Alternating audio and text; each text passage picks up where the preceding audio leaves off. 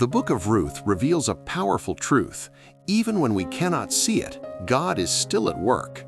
In seasons of pain, uncertainty, and loss, He moves quietly behind the scenes, turning difficult moments into paths of hope and guiding ordinary lives into the fulfillment of His greater purpose.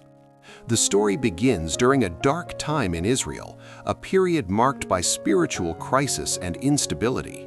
In that setting, Naomi and her family left their homeland in search of survival. But what seemed like a necessary decision ended in sorrow. Naomi lost her husband and her sons, and her heart became filled with grief and emptiness. Yet even in the midst of suffering, God was already preparing a new beginning. When Naomi decided to return to Bethlehem, she did not come back alone. Ruth, her daughter-in-law, made a decision that would change her destiny. She left her land, her past, and her culture to remain by Naomi's side and place her trust in the God of Israel.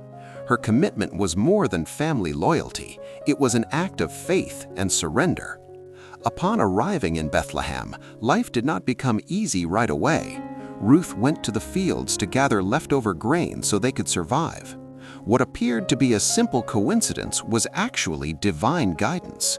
God led her to the field of Boaz, a man of integrity, kindness, and a key part of the restoration God was preparing for their lives. Through Boaz's generosity, hope returned to Naomi's heart. What once was loss began to turn into provision, care, and dignity. God was restoring their present while preparing their future.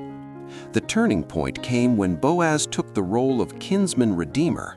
His decision brought protection, honor, and a true new beginning. From their union came a lineage that would later include King David and, in time, the Messiah.